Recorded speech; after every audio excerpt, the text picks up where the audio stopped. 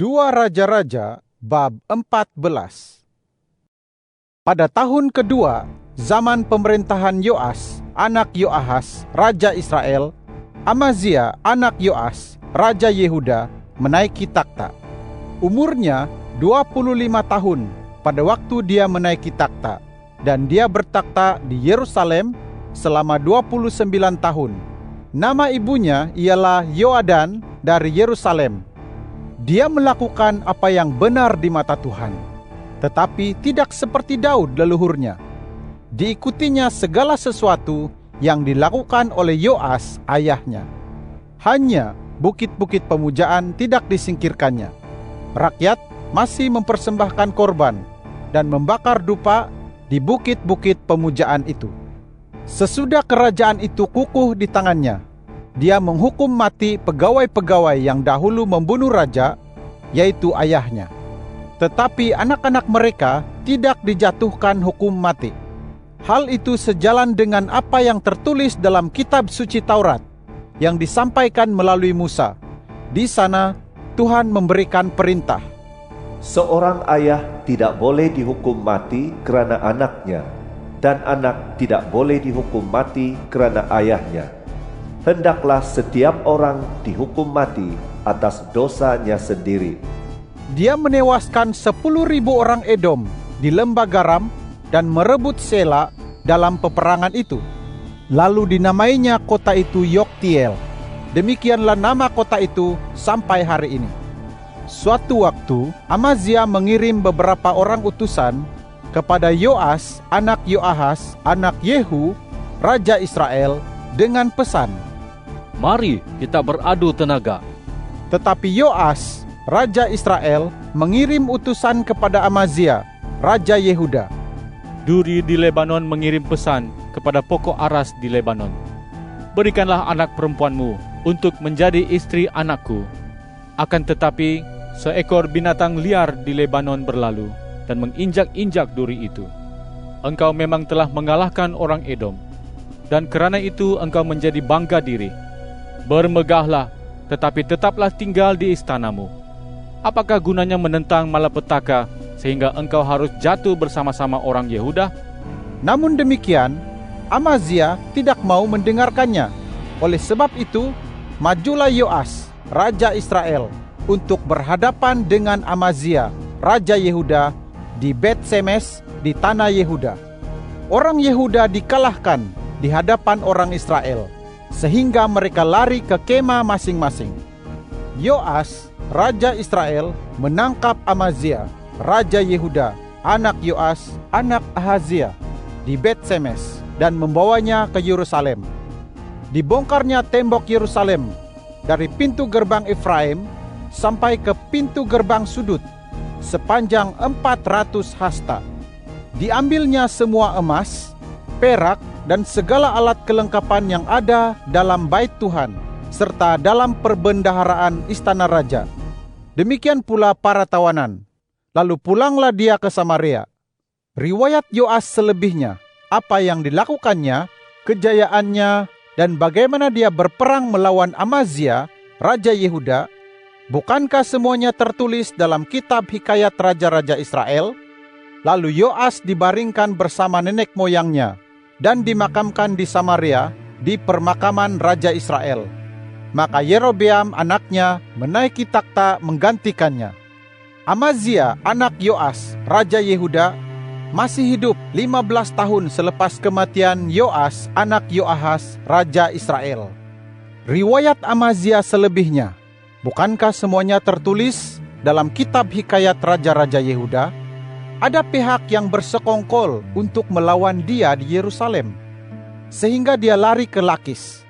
Tetapi mereka mengerahkan orang untuk mengejar dia ke Lakis, lalu membunuhnya di sana. Jenazahnya diangkut dengan kuda, lalu dimakamkan di Yerusalem, di sisi nenek moyangnya di kota Daud. Maka seluruh rakyat Yehuda menobatkan Azaria yang berusia 16 tahun itu menjadi raja, menggantikan ayahnya, Amazia.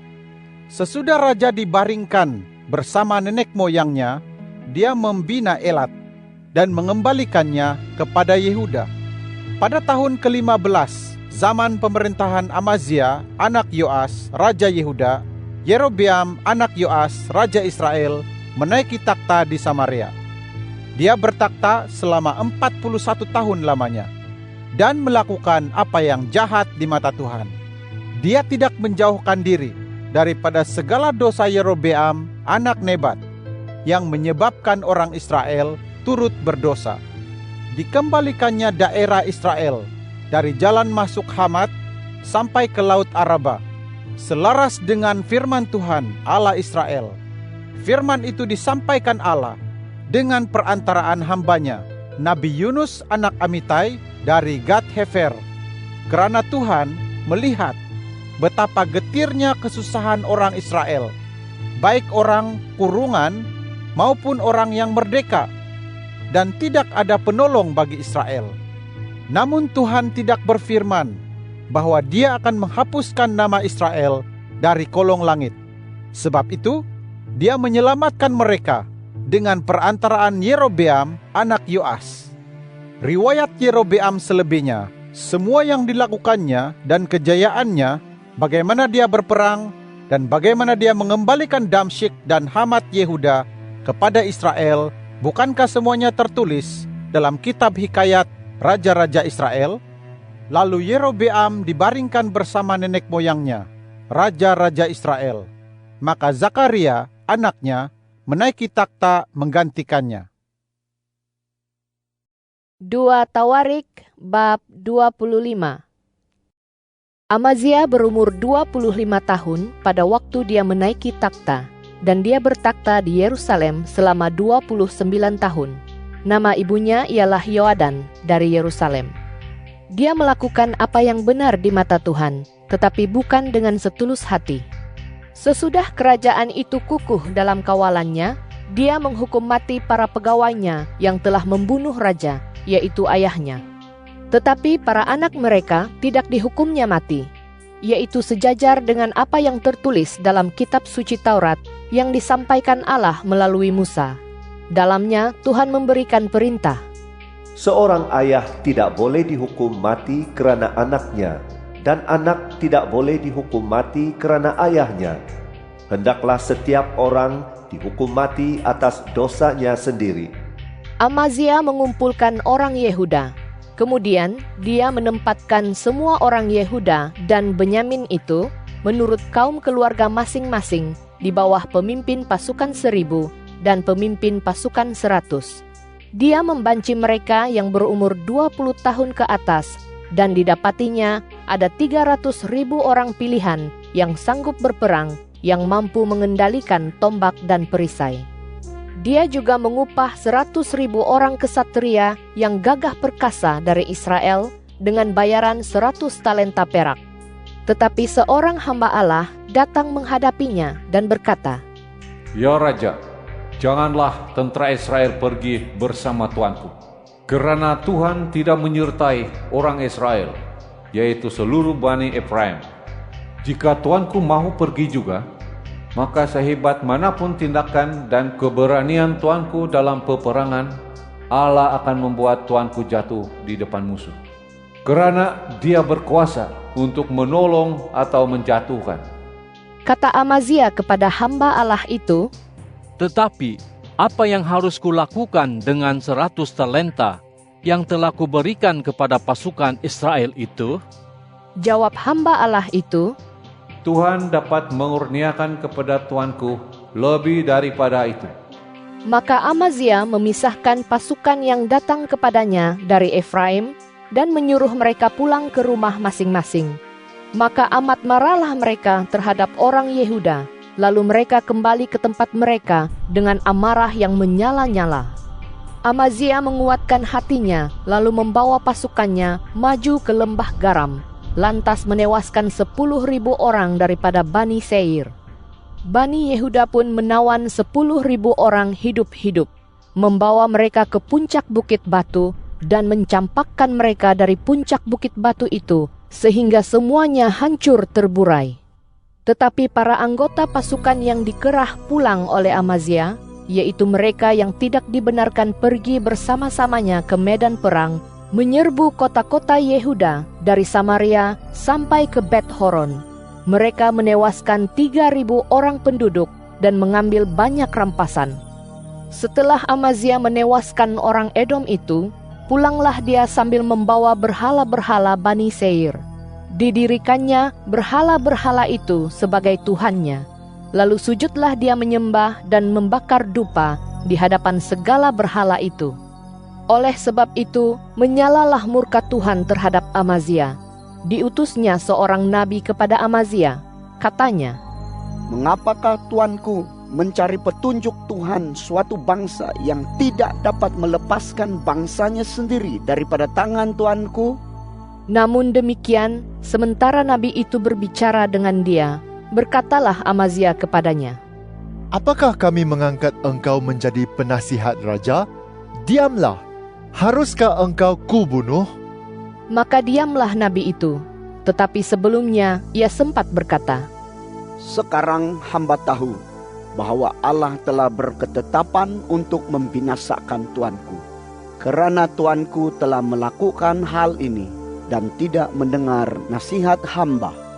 Amazia raja Yehuda berunding lalu mengirim utusan kepada Yoas anak Yoahas anak Yehu raja Israel dengan pesan, "Mari kita berhadapan."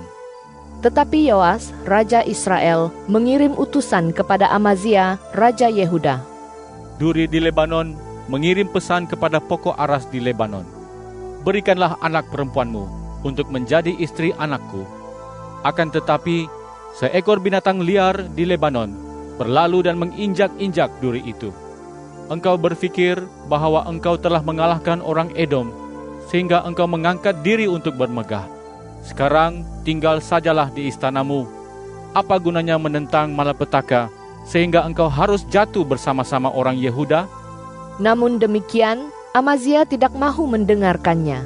Memang Allah sudah menetapkan demikian, supaya dia dapat menyerahkan mereka ke dalam tangan musuh, kerana mereka telah berlindung pada tuhan-tuhan orang Edom. Oleh sebab itu, majulah Yoas, raja Israel, untuk berhadapan dengan Amazia, raja Yehuda, di Bet-Semes di tanah Yehuda. Orang Yehuda dikalahkan di hadapan orang Israel, sehingga mereka lari ke kemah masing-masing. Yoas, raja Israel, menangkap Amazia, raja Yehuda, anak Yoas, anak Yoahas, di Bet-Semes dan membawanya ke Yerusalem. Dibongkarnya tembok Yerusalem dari pintu gerbang Efraim sampai ke pintu gerbang sudut sepanjang 400 hasta. Dia mengambil kesemua emas, perak, dan segala alat kelengkapan yang ada di dalam rumah Allah di bawah pengawasan Obed-Edom, juga perbendaharaan istana raja dan para tawanan. Lalu pulanglah dia ke Samaria. Amazia anak Yoas, raja Yehuda, masih hidup 15 tahun selepas kematian Yoas, anak Yoahas, raja Israel. Riwayat Amazia yang selebihnya, dari awal hingga akhir, bukankah semua itu tertulis dalam kitab Raja-Raja Yehuda dan Israel? Sejak Amazia berpaling daripada Tuhan, ada pihak yang bersekongkol untuk melawan dia di Yerusalem, sehingga dia lari ke Lakis. Tetapi mereka mengerahkan orang untuk mengejar dia ke Lakis, lalu membunuhnya di sana. Jenazahnya diangkut dengan kuda, lalu dimakamkan di sisi nenek moyangnya di kota Yehuda.